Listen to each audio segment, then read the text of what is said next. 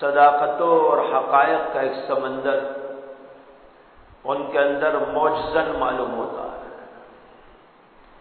یہی حال ہمارے نبی محمد عربی صلی اللہ علیہ وسلم کے کلام کا،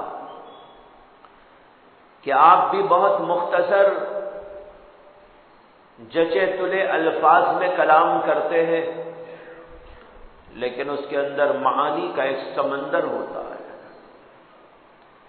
اسی لیے کہنے والوں نے کہا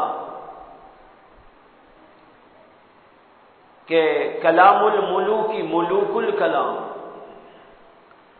کلام الملوک ملوک الکلام، جس کا مطلب یہ ہے کہ بادشاہ کا کلام کلام کا بادشاہ ہوتا ہے۔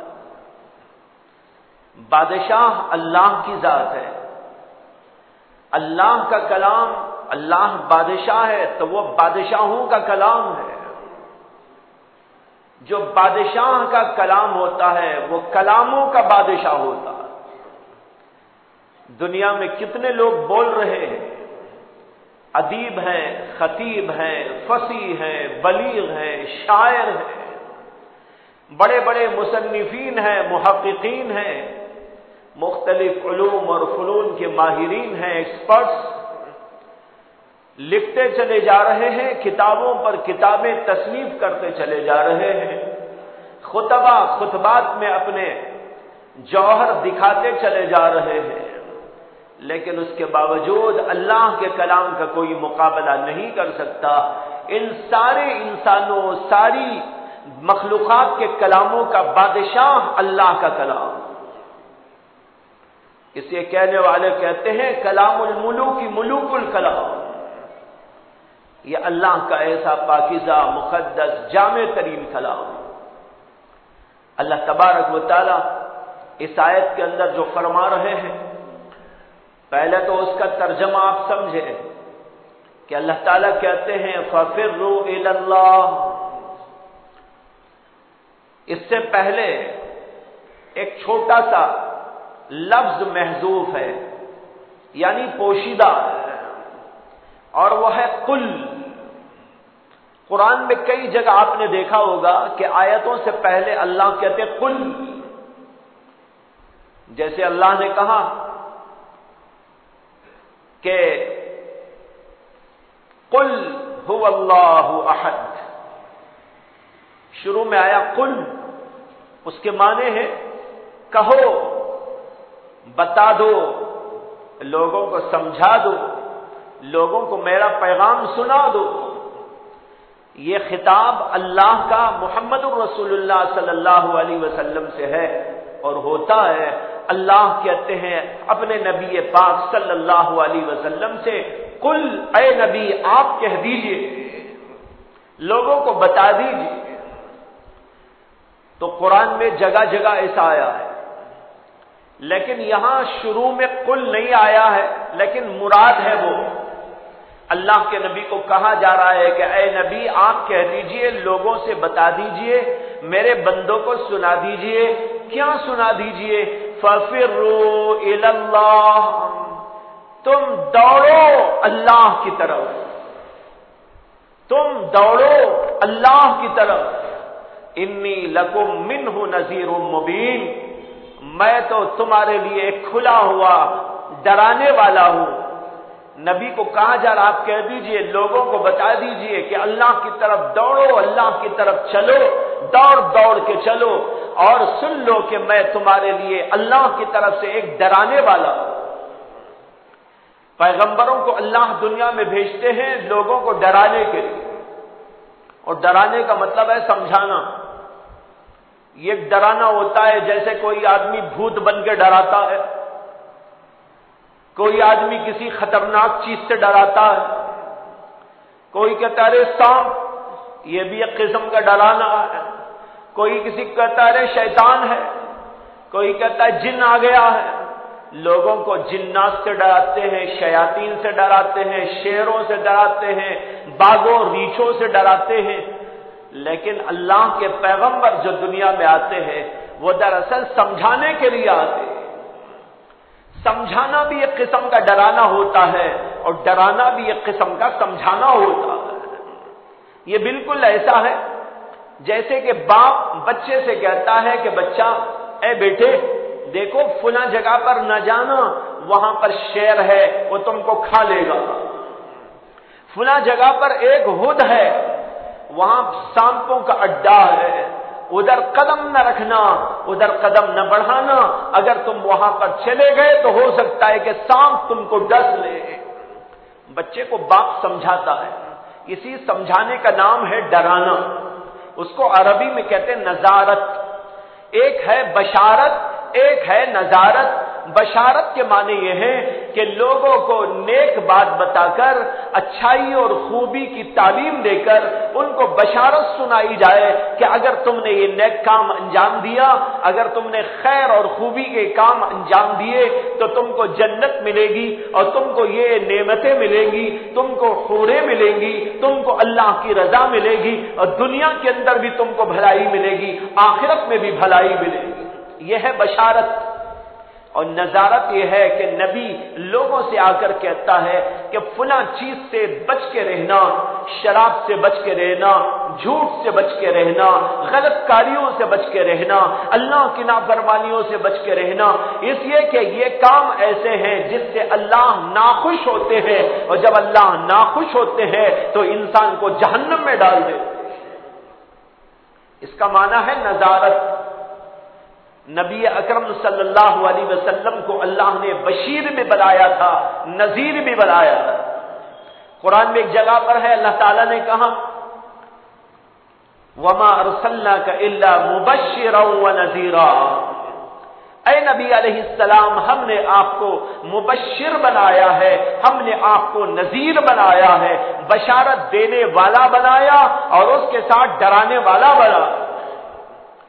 खतरनाक चीजों से लोगों को बचाने की फिक्र करने के लिए अंबिया अलैहिस्सलाम आते। इसको यहां पर कहा गया है इन्नी लकुम मिन्हु नज़ीरुम मुबीन। आप ये भी कह दीजिए लोगों को, मैं तुम्हारे लिए एक खुला हुआ डराने वाला हूं, खोल खोल कर तुमको बताता हूं, डराता हूं, समझाता हूं। यह तो हुआ आयत का तर्जमा और मतलब। लेकिन इस वक्त मुझे इसके पहले जुमले के बारे में कुछ समझाना है, जिसमें अल्लाह कहते हैं फफिर्रु इलल्लाह, बस तुम दौड़ो और भागो अल्लाह की तरफ। अल्लाह ने यहां पर हुक्म दिया है कि अल्लाह की तरफ दौड़ लगाओ। फरार कहते हैं किसी खतरनाक चीज से निकलना और अमन वाली जगह में पहुंच जाना। फरार के यही माने आते हैं। मसलन कोई आदमी कहता है जेल खाने से फला आदमी फरार हो गया, तो ठीक है ना जुमला, इसलिए कि वो खतरनाक जगह थी, वहां मुसीबतें थी, वहां परेशानियां थी, वहां से भाग कर निकला, तो अब उसके बारे में कहा जाता है फला आदमी जेल खाने से फरार हो गया। लेकिन अगर कोई कहने लगे एक साहब मस्जिद से फरार हो गए, आपको हंसी आएगी। आप कहेंगे मस्जिद से फरार का क्या माना? अरे मस्जिद भी कोई फरार की जगह है। एक आदमी जो है अपनी बिल्डिंग में रहता था, माशाअल्लाह खाने को मिलता है, पीने को मिलता है, आसाइश के सामान जमा है, बीवी बच्चे सब मौजूद हैं, हंसी खुशी की जिंदगी गुजर रही है। और एक साहब उसी मकान से निकलकर कहीं गए अपनी दुकान पर, तो अगर आपने वहां पर यह कह दिया फलां साहब अपने मकान से फरार करके दुकान पहुंच गए, तो आपको हंसी आएगी। आप कहेंगे ये फरार है। अरे फरार तो कहते हैं ऐसी जगह से भागने को जहां खतरे हो, जहां परेशानियां हो, जहां मुसीबतें हो, जहां तंगियां हो, जहां खाना न मिल रहा हो, जहां पीने को न मिल रहा हो, जहां पर मुसीबतें हो, अजियतें हो, तकलीफें हो, ऐसी जगह से भागने को फरार कहते हैं। अच्छी जगह से भागने को फरार नहीं कहते। گھر سے جانے کا نام فرار نہیں ہے، اور مسجد سے چلے جانے کا نام فرار نہیں ہے، اپنی دکان سے گھر آنے کا نام فرار نہیں ہے۔ تو معلوم ہوا کسی خطرناک جگہ سے نکل کر بھاگ جانے کا نام ہے فرار۔ اچھا، بھاگ کر جائے کہاں؟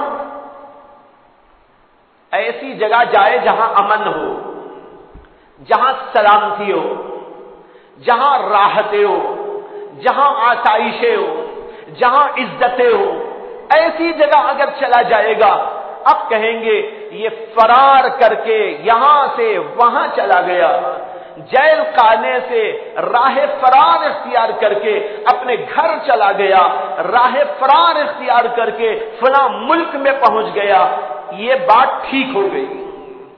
جب آپ نے مثالیں سمجھ لی کہ فرار کی حقیقت کیا ہے، ایسی جگہ سے بھاگنا جہاں خطرات پریشانیاں ہوں، اور ایسی جگہ چلے جانا جہاں راحتیں اور امن ہو، یہ ہے فرار کے بارے۔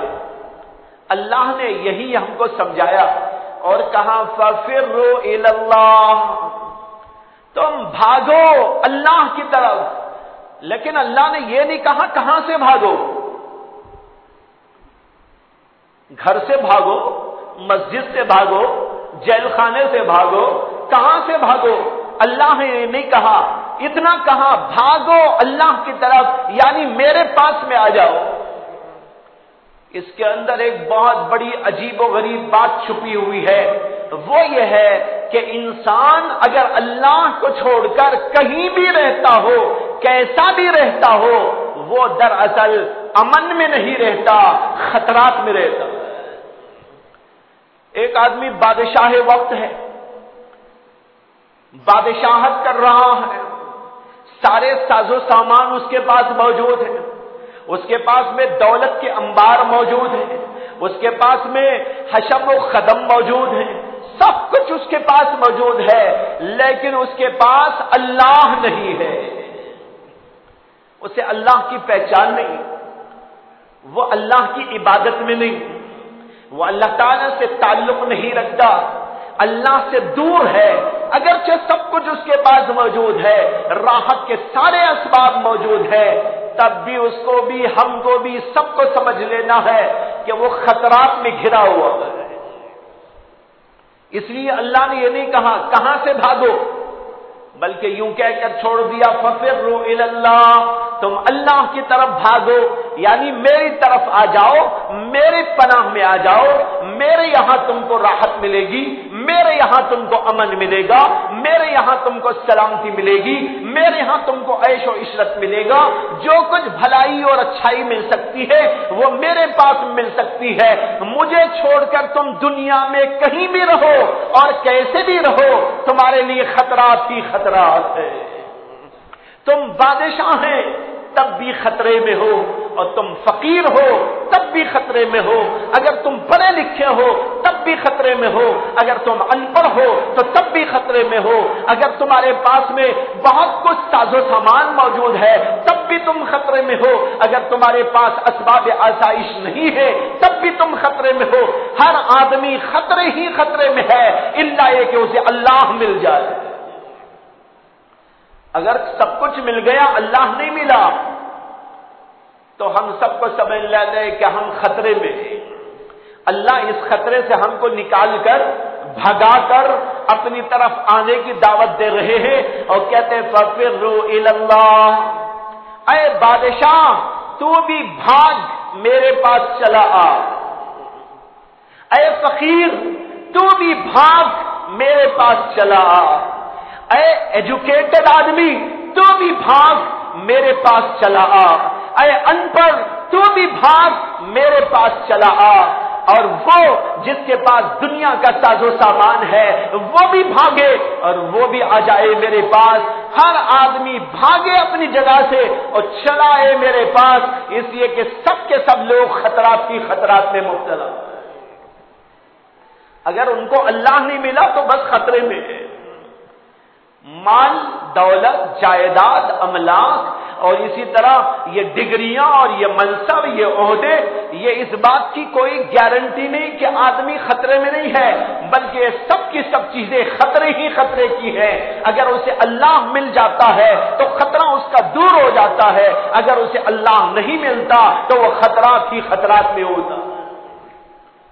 یہ ہے بھائیوں ففروا الی اللہ کا مطلب۔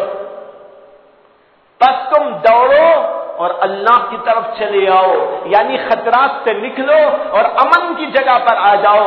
امن ملے گا تو اللہ کے پاس ملے گا، سکون ملے گا تو اللہ کے پاس ملے گا، اس کے علاوہ کہیں اور تم کو نہیں مل سکتا ہے۔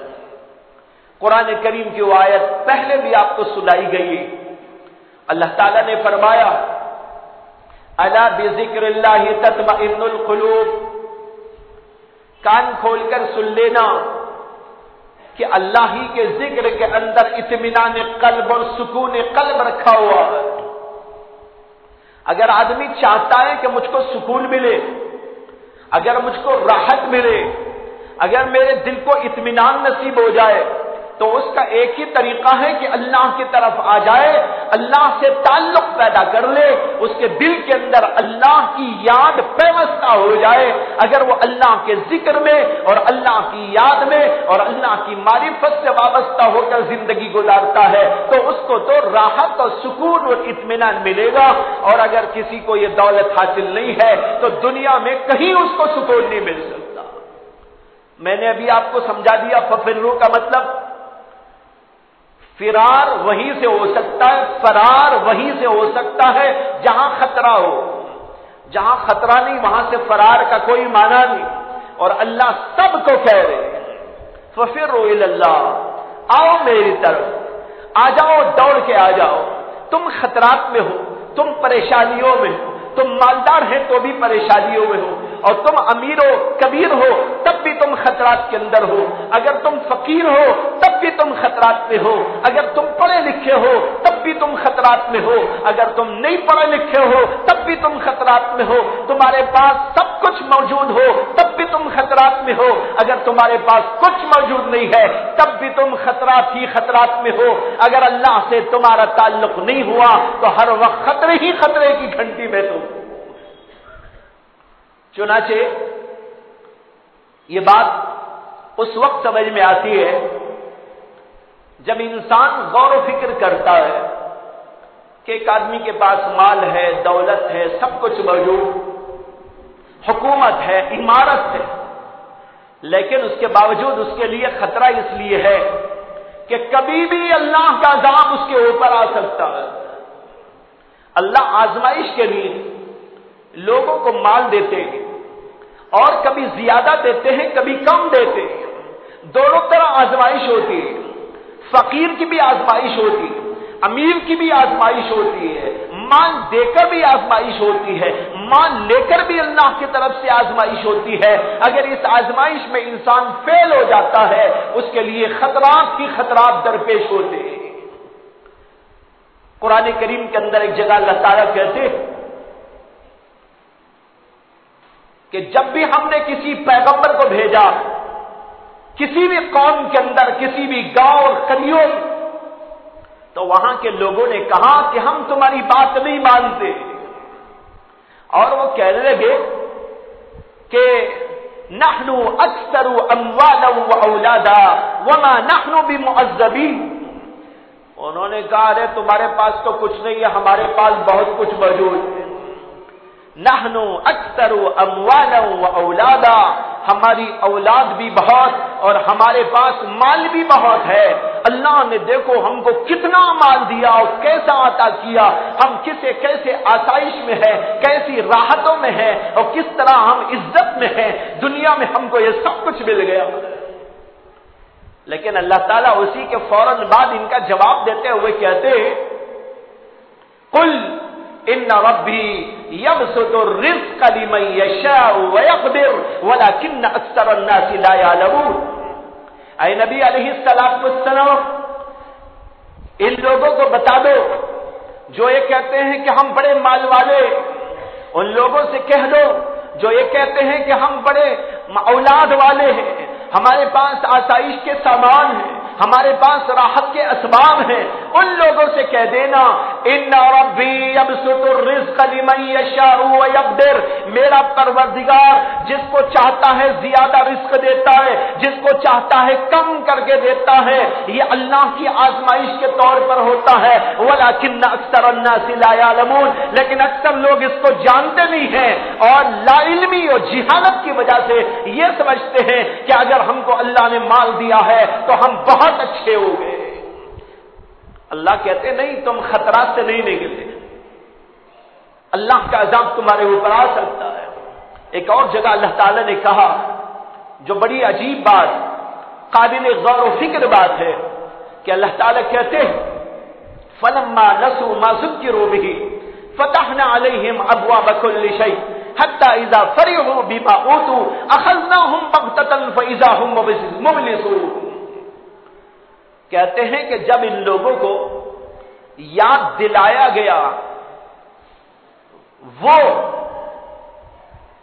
جب یہ لوگ بھول گئے ان چیزوں کو جو انہیں یاد دلائی گئی تھی، جس کے بارے میں ان کو عبرت سکھائی گئی تھی، پیغمبروں نے آ کر ان کو بتایا تھا، اللہ کے پیغامات سنائے تھے، اللہ کے احکامات بتائے تھے، جنت و دوزخ کو بتایا تھا اور دنیا کی حالت کو بتایا تھا، دنیا کی ناپائیداری کو بتایا تھا، آخرت کی پائیداری کو بتایا تھا، دنیا کی ناپائیداری اور یہاں کی چیزوں کی ناپائیداری واضح کر دی گئی تھی، یہ سب کچھ ان کو بتا دیا، لیکن اس کے باوجود بھی ان لوگوں نے ان سب چیزوں کو بھلا دیا۔ فلما نسوا ما ذکروا به، جس کی یاد دہانی کی گئی، جس کا سبق پڑھایا گیا تھا، جس کی تعلیم ان کو دی گئی تھی، جب انہوں نے اس کو بھلا دیا تو کیا ہوا؟ اللہ کہتے فتحنا علیہم ابواب کل شیء، تو ہم نے ان لوگوں کے اوپر ہر چیز کے دہانے کھول دیے۔ غور کرے، اللہ کی آیت ہے، دل کی جو ہے جذبات کے ساتھ میں سنے، دل کے کانوں کے ساتھ میں سنے۔ اللہ تعالیٰ کہتے ہیں جب ان کو جو باتیں یاد دلائی گئی تھی، سبق جس کا پڑھایا گیا تھا، اس کو انہوں نے بھلا دیا، تو بھلانے کے نتیجے میں یہ ہوا فتحنا علیہم ابواب کل شیء، ہم نے ان کے اوپر ہر چیز کے دہانے کھول دیے۔ کھانا خوب مل رہا ہے، پینے کو بہت مل رہا ہے، اسباب راحت بہت مل رہے ہیں، مکانات پر مکانات بناتے چلے جا رہے ہیں، جائیداد و املاک بناتے چلے جا رہے ہیں، دکان پہ دکان کھولتے چلے جا رہے ہیں، چیزوں کا انبار جمع ہوتا چلا جا رہا ہے، نئی نئی ڈشیں تیار ہوتی چلی جا رہی ہے، بہترین کھانے، بہترین لباس، بہترین سواریاں، سب کچھ ان کو مل رہی ہے۔ فتحنا علیہم ابواب کل شیء، ایسے کافروں کے لیے اور ایسے فاسقوں کے لیے، اللہ کو بھلا دینے والوں کے لیے ہم نے ہر چیز کے دہانے کھول دیے۔ اللہ اکبر، کافروں کے لیے دہانے کھول دیے، فاسقوں کے لیے کھول دیے اور مغروروں کے لیے کھول دیے، اللہ سے بغاوت کرنے والوں کے لیے سب کچھ دنیا کو کھول کے دے دیا۔ اب خوب کھا رہا ہے، خوب جو ہے مزے اڑا رہا ہے، خوب گھوم رہا ہے، خوب پھر رہا ہے، یہاں سے وہاں تک موج ماری کر رہا ہے اور یہ سمجھ رہا ہے کہ میرے سے بڑا کوئی نہیں ہے، میرے سے بڑا کوئی نہیں ہے۔ یہ سب کچھ ہوتا رہتا ہے، لیکن ایسے لوگوں کو اپنا نتیجہ بھی سن لینا ہے جو قرآن اپنے الفاظ کے اندر سناتا ہے۔ فلما نسوا ما ذکروا به فتحنا علیہم ابواب کل شیء حتی اذا فرحوا بما اوتوا، جب وہ خوب اترانے لگے، خوب خوشیاں کرنے لگے، خوب موج ماری کرنے لگے، کیا ہوا؟ اخذناہم بغتۃ، اچانک ہم نے ان کو پکڑ لیا۔ معلوم ہوا کہ یہ دولت، یہ مال، یہ جائیداد، یہ کھانے و پینے کی چیزیں، یہ سب کچھ دراصل اللہ کی آزمائش ہے۔ اگر یہ لے کر کوئی آدمی اللہ کو یاد رکھتا ہے، حلال حرام کی تمیز کرتا ہے، اچھے برے کا فرق کرتا ہے، اللہ کے حقوق کو ادا کرتا ہے، مخلوق کے حقوق کو ادا کرتا ہے، اللہ کو بھلاتا نہیں ہے، نہ شادی میں بھلاتا ہے، نہ غمی میں بھلاتا ہے، نہ مالداری میں بھلاتا ہے، نہ غریبی میں بھلاتا ہے، ہر موقع پر خدا کو یاد رکھتا ہے، یہ آزمائش کے اندر کامیاب ہوتا ہے۔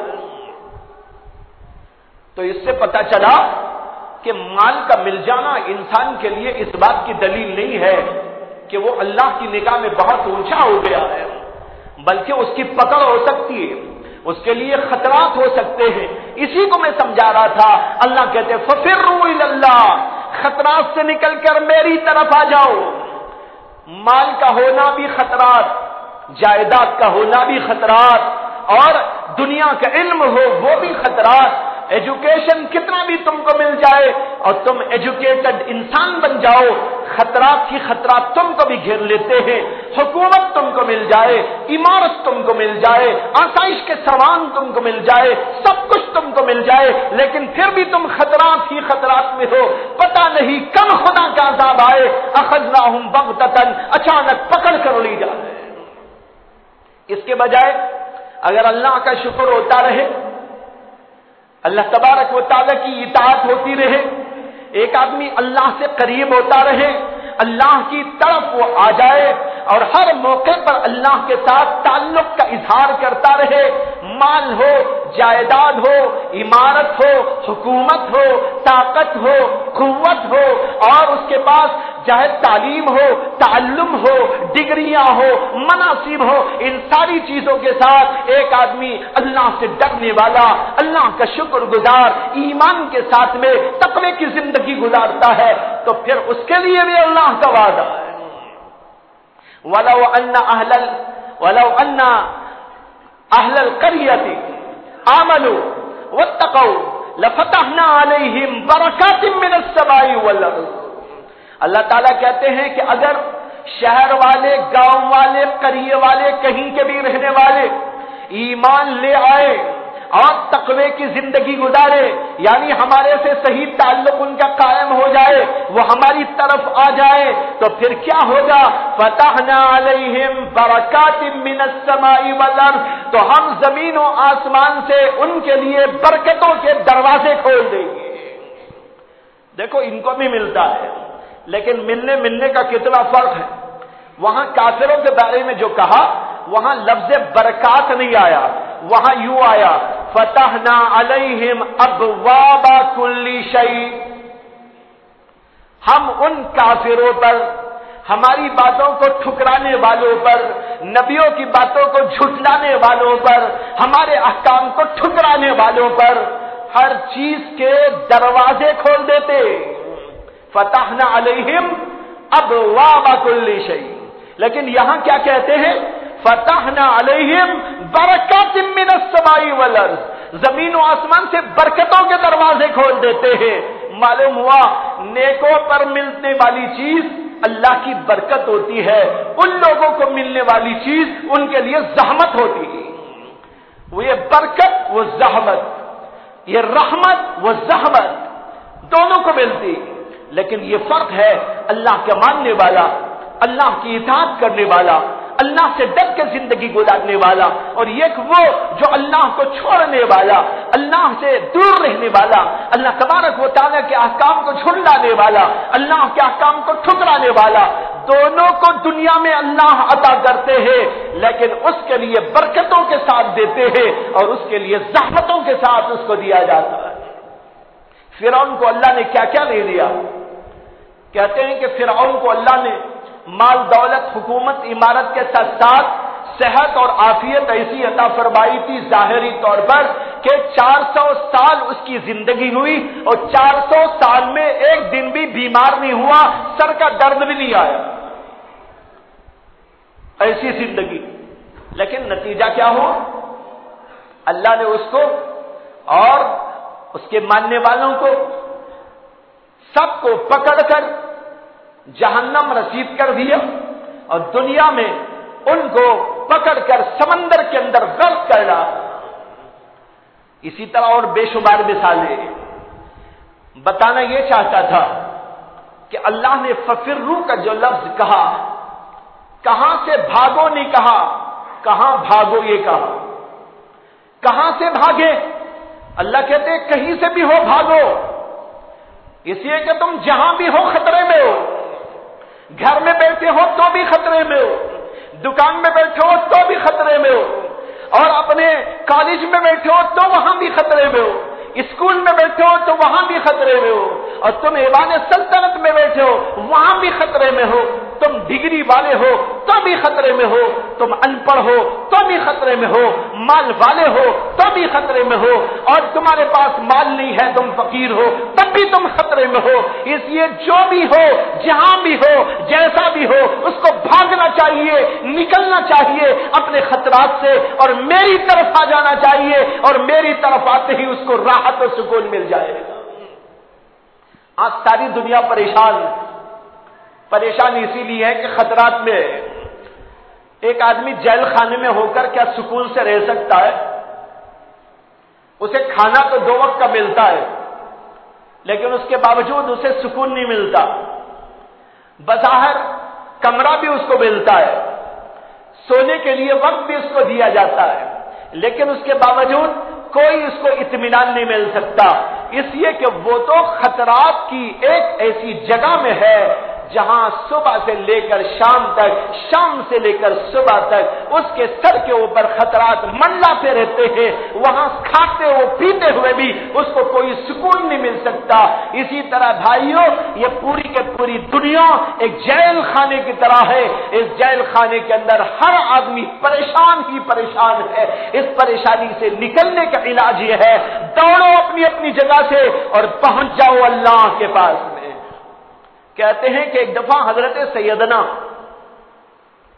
موسیٰ علیہ نبینا علیہ السلام کی ملاقات افلاطون سے ہو گئی تھی۔ افلاطون اپنے زمانے کا بہت بڑا حکیم، بہت بڑا طبیب اور علوم فلسفہ اور منطق کا بہت بڑا امام اور ماہر تھا۔ اس سے ملاقات ہو گئی حضرت موسیٰ علیہ السلام۔ موسیٰ علیہ السلام نے اس کے سامنے اپنی نبوت کا تذکرہ کیا اور اس کو ایمان لانے کی دعوت۔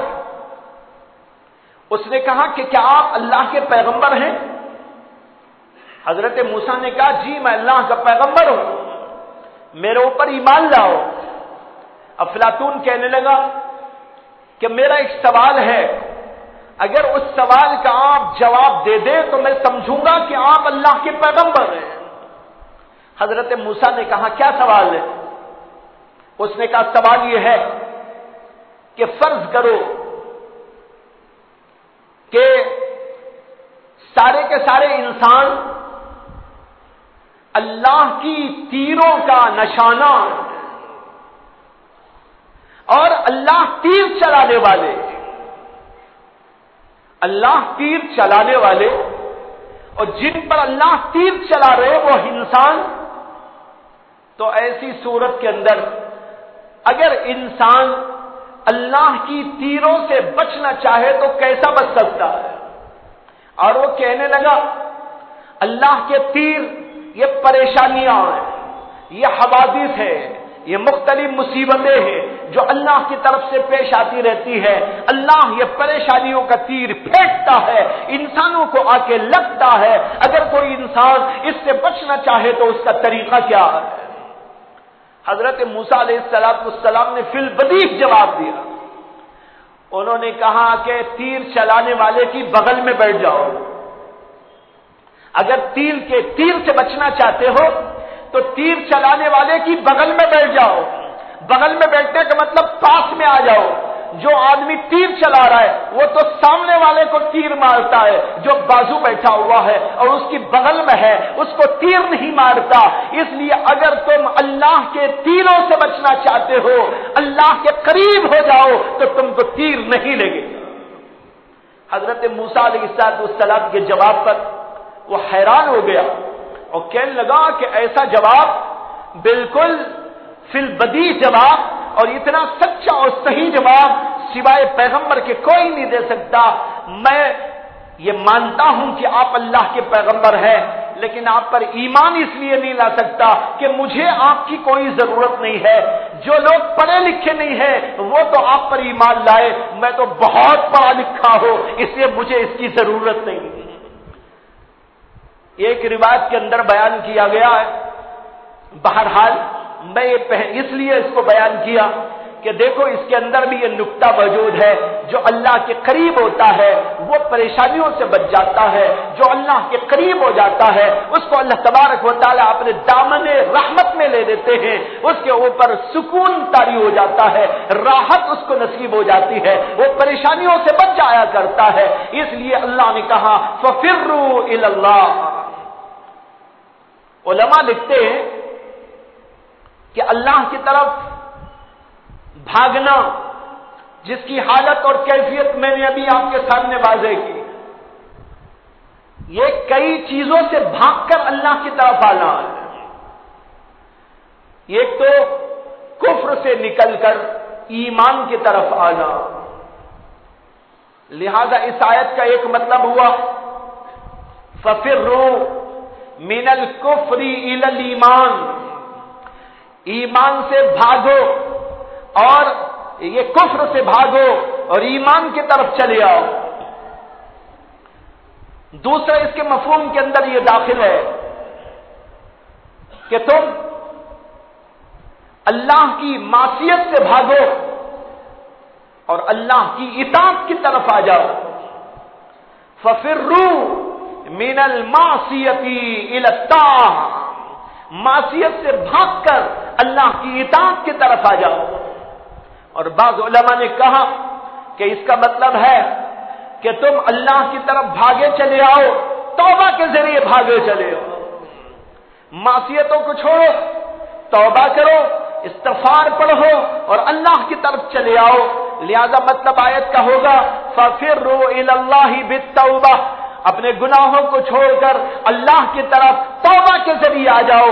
توبہ ایک عظیم راستہ ہے جس سے ہم اللہ تک پہنچ سکتے ہیں، طاعت وہ راستہ ہے جس سے ہم اللہ کی طرف پہنچ سکتے ہیں، اور ایمان وہ راستہ ہے جس سے اللہ کی طرف پہنچا جا سکتا ہے۔ تو لہذا خلاصے کلام یہ ہوا کہ ایمان لانا چاہیے اور کفر کو چھوڑنا چاہیے۔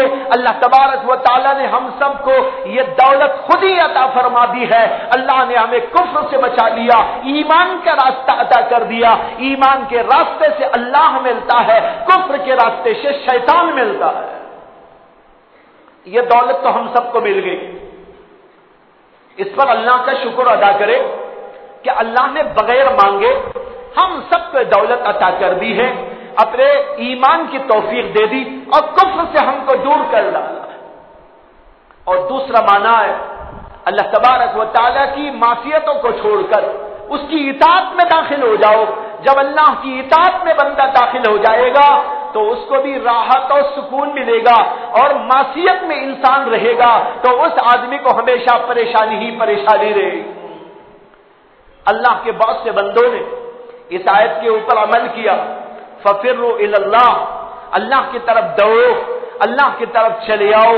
انہوں نے اپنی معصیتوں کو چھوڑا، انہوں نے اپنے کفر کو چھوڑا، انہوں نے اپنی بری باتوں کو چھوڑا اور اللہ کی طرف آ گئے۔ اللہ تبارک و تعالیٰ نے ان کے مرتبے کو بلند کر دیا۔ جیسے کہ فضیل بن عیاض رحمت اللہ علیہ چور تھے، ڈاکوؤں کے سردار تھے، لیکن اللہ تعالیٰ نے ان کو توفیق عطا فرمائی، انہوں نے اسی آیت پر عمل کیا اور پھر نتیجہ یہ ہوا کہ اللہ تبارک و تعالیٰ نے ان کو جو پہلے چوروں کے سردار تھے بعد میں ولیوں کے سردار بنا دیا۔ کتنا بڑا مقام دے دیا، کہیں تو وہ تھے چوروں کے سردار اور بعد میں چل کر وہ ہو گئے ولیوں کے سردار۔ اتنا بڑا مقام تھا کہ حضرت امام احمد بن حنبل رحمت اللہ علیہ ان کی مجلس کے اندر جاتے تھے۔ امام احمد کا مقام کون نہیں جانتا؟ امام احمد اپنے زمانے کے زبردست فقیہ، زبردست مفتی، زبردست محدث، عظیم ترین عالم دین، اور ان کی فقہ آج تک دنیا کے اندر رائج ہے۔ یہ سعودی عرب کے اندر بیشتر لوگ اور وہاں کے ائمہ یہ سب کے سب امام احمد بن حنبل کے مقلدین، آج بھی ان کا مسلک دنیا میں زندہ ہے. بہت بڑے عالم تھے, بہت بڑے فاضل تھے. اللہ تعالیٰ نے ان کو ایک دور میں بڑی آزمائش میں مبتلا کر دیا تھا. اس آزمائش کے اندر وہ بڑے ثابت قدم رہے. آزمائش یہ ہو گئی تھی کہ ایک مسئلہ مامون الرشید کے دور کے اندر پیش آیا کہ بعض لوگوں نے یہ پرچار کر دیا تھا کہ قرآن اللہ کا کلام, یہ اللہ کی مخلوق ہے. امام احمد بن حنبل نے کہا یہ اللہ کی مخلوق نہیں ہے, یہ اللہ کا کلام ہے. جیسے اللہ ازلی و ابدی ہمیشہ سے ہے اور ہمیشہ باقی رہنے والا, اللہ کی صفات بھی ہمیشہ سے ہے اور ہمیشہ باقی رہنے والی. اس کو مخلوق نہیں کہا جاتا. یہ مسجد مخلوق ہے, کعبۃ اللہ مخلوق ہے. اسی طریقے پر جنت بھی مخلوق ہے, دوزخ بھی مخلوق ہے, انبیاء علیہم السلام بھی اللہ کی مخلوق ہے. یہ سب ہمیشہ سے نہیں ہے, اللہ نے پیدا کیا, یہ بن گئی چیزیں, اور جب اللہ چاہے گا ہو سکتا ہے کہ ان میں سے بعض چیزوں کو ختم کر دے. لیکن یہ اللہ کا کلام اللہ کی طرح ہمیشہ سے ہے اور ہمیشہ رہنے والا ہے. امام احمد بن حنبل کی آزمائش شروع اور ان کو لے جا کے جیل خانے میں ڈال دیا گیا. جیل خانے میں ان کے اوپر روزانہ 70 کوڑے مارے جاتے تھے, جبکہ امام احمد بوڑھے ہو گئے تھے. لیکن اس کے باوجود ان کی کمر کے اوپر کوڑے لگائے جاتے. امام احمد بن حنبل برداشت کرتے, کبھی کبھی بے ہوش ہو جاتے اور خون ان کے بدن سے رسنے لگتا. ایک بار اس آدمی نے جو ان کو کوڑے لگا رہا تھا یہ کہا کہ آپ کو مارتے ہوئے تو میرا بھی کلیجہ منہ کو آتا ہے, میں بھی آپ کو مارنا نہیں چاہتا, لیکن میں تو یہاں کا نوکر ہوں, یہاں مجھ کو ڈیوٹی ہے, جو بادشاہ حکم دے دے وہ مجھے پورا کر رہا ہے, اس لیے میں آپ کے کوڑے لگاتا ہوں, مجھے آپ پر بڑا رحم آتا ہے. حضرت یوں کر لیجئے کہ یہاں بادشاہ کے سامنے تو آپ وہی کہہ دیجئے جو بادشاہ کہتا ہے, جب آپ کی یہاں سے چھٹی ہو جائے تو آپ چلے جائیں اور اپنے لوگوں میں جو صحیح بات ہے وہ بیان کر دے. بادشاہ کے سامنے کہہ دے القرآن مخلوق, قرآن مخلوق ہے. اپنے یہاں جانے کے بعد جو صحیح مسئلہ ہے وہ بتا دیجئے. امام احمد بن حنبل نے فرمایا جاؤ جیل خانے کے باہر دیکھو کیا ہو رہا ہے. وہ آدمی آیا, دیکھا جیل خانے کے باہر ہزاروں لوگ کھڑے ہوئے اور یہ کہتے ہیں کہ امام احمد کی زبان سے جو نکلے گا وہی ہمارا ایمان ہوگا, اسی کو ہم اپنا ایمان سمجھیں گے. ہم یہ دیکھنے کے لیے کھڑے ہیں کہ کوڑے کھا کھا کر امام احمد کی زبان سے کیا نکلتا ہے. جو نکلے گا وہ ہمارا ایمان ہوگا. امام احمد کو آ کر اس آدمی نے بتایا. امام احمد بن حنبل نے فرمایا اتنے سارے لوگ کھڑے ہیں کہ احمد کی زبان سے جو نکلے گا وہ ہمارا ایمان ہم بنائیں گے. اگر میں اپنی جان بچانے کے لیے غلط بات کہہ دوں اسی بات کو یہ ایمان بنا کر اپنا ایمان برباد کر لیں گے. میری جان بچ جائے گی, ان کا ایمان چلا جائے گا. اس لیے میری جان جائے تو جائے لیکن میں کسی کے ایمان کو برباد کرنا نہیں چاہتا. یہ تھے امام احمد بن حنبل رحمۃ اللہ علیہ, زبردست عالم, زبردست فقیہ, زبردست متقی, زبردست اللہ کے ولی. لیکن اس کے باوجود یہی امام احمد بن حنبل فضیل بن عیاض کی جوتیاں سیدھی کرتے تھے. فضیل بن عیاض کی جوتیاں سیدھی کرتے, ان کی مجلس کے اندر تشریف لے جاتے. کسی ان کے شاگرد نے ایک دفعہ کہا کہ حضرت آپ اتنے بڑے عالم ہیں.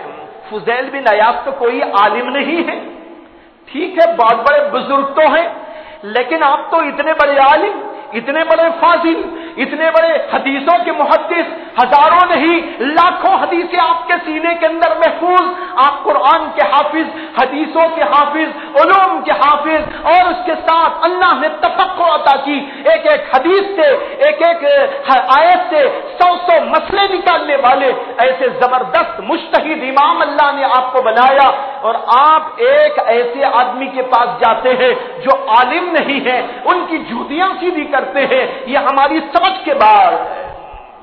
امام احمد بن حنبل نے کہا کہ ہاں تمہاری سمجھ میں تو نہیں آ رہا ہے لیکن میری سمجھ میں آ گیا ہے، تمہاری سمجھ میں نہیں آیا لیکن میری سمجھ میں آ گیا ہے، وہ یہ کہ میں یہاں پڑھتا ہوں، جو کچھ پڑھتا ہوں وہ حروف و نقوش پڑھتا ہوں، ان کی مجلس میں جاتا ہوں تو حقائق سمجھ میں آتے ہیں۔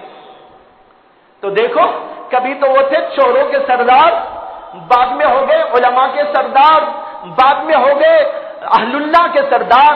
یہ مقام ان کو ملا، کیوں ملا؟ فَفِرُّوا إِلَى اللَّهِ، چلے آؤ دوڑ دوڑ کر اللہ کی طرف۔ فاسق لوگ، فاجر لوگ، زناکار لوگ، شراب پینے والے لوگ، چور و ڈاکو لوگ، اللہ کی نافرمانی میں مبتلا، نمازوں کو چھوڑنے والے، زکات کو کھا جانے والے، سود اور برائیوں کو لے کر زندہ رہنے والے، سود خار لوگ ہو، رشوت باز لوگ ہو، کسی بھی قسم کے لوگ ہو، اللہ کی نافرمانی کو چھوڑو، اللہ کی جناب کے اندر چلے آؤ۔ فَفِرُّوا إِلَى اللَّهِ، اللہ کی طرف دوڑ کے آ جاؤ۔ اللہ تم کو پکار رہا ہے، اللہ تم کو دعوت دے رہا ہے، اللہ کی پکار تم کو سنائی دے رہی ہے، محمد صلی اللہ علیہ وسلم کی زبانی سنائی دے رہی ہے، قرآن کے ذریعے ہم تو کی آواز پہنچائی گئی ہے، ہر فرد بشر کو، ہر مومن کو یہ آواز دی جا رہی ہے، فَفِرُّوا إِلَى اللَّهِ، اللہ کی طرف چلے آؤ۔ کوئی ہے اس مجلے میں، کوئی ہے اللہ کا بندہ اس مجلے میں جو کہہ دے کہ میں بھی اللہ کی طرف دوڑ لگانا چاہتا ہوں؟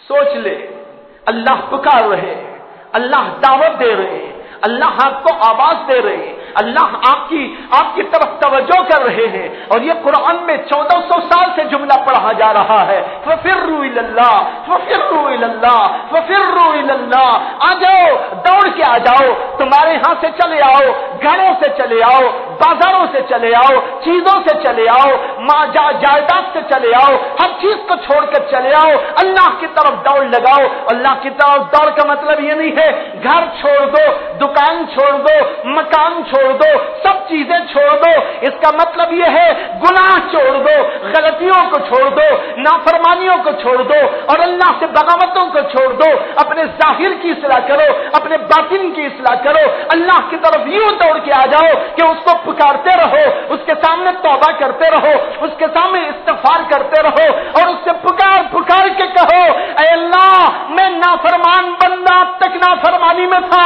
اب تو تیری طرف آ گیا ہوں، تو مجھ کو قبول کر لینا۔ بھائیو یہ ہے اللہ کی پکار۔ لیکن عجیب بات ہے کہ ایک آدمی نے بھی آواز نہ دی کہ میں اس کے لیے تیار ہوں۔ ہر آدمی کو آواز دینا چاہیے، ہاتھ اٹھا کر بولو، زبان سے بولو، ہم سب کے سب اللہ کی طرف دوڑنے کو تیار ہیں۔ اللہ پکار رہے ہیں، اگر اللہ کی پکار کا ہم جواب نہ دیں تو کس کا جواب دیں گے؟ ہر آدمی اس بات کی کوشش کرے آج سے ہماری کوئی نماز فوت نہ ہوگی، آج سے اس بات کی ہر آدمی کوشش کرے اپنی آنکھوں کی ہم حفاظت کریں گے، اپنے دل کی حفاظت کریں گے، اور کھانے پینے میں احتیاط برتیں گے۔ بھائیو یہ تھوڑی سی زندگی ہے، اس تھوڑی سی زندگی کو اللہ کے لیے قربان کر دو۔ جس نے آپ کو زندگی دی، زندگی اس کے لیے قربان کرو۔ شیطان نے ہم کو زندگی نہیں دی، ہم کو ماں باپ نے زندگی نہیں دی ہے، ہم کو اپنے کسی بڑے چھوٹے نے زندگی نہیں دی ہے، ہم کو یہ زندگی تو ہمارے خالق و مالک نے دی ہے۔ وہی پکار کے کہتا ہے فَفِرُّوا إِلَى اللَّهِ، تو آج کے دن ہم سب کو تیار ہو جانا ہے کہ آج کے بعد ہم اللہ کے ہو گئے، ہم اللہ کو چھوڑ کر کہیں نہیں جائیں گے، مسجدوں کو آباد کریں گے، اپنے گھروں میں بھی ذکر و تلاوت کریں گے، اپنے گھر کے ماحول کو بھی بدلیں گے، اچھائیاں پھیلائیں گے۔ یہ ہمارا طریقہ کار ہونا چاہیے۔ اللہ مجھے بھی آپ کو بھی اس کی توفیق عطا فرمائے۔ وآخر دعوانا ان الحمد للہ رب العالمین۔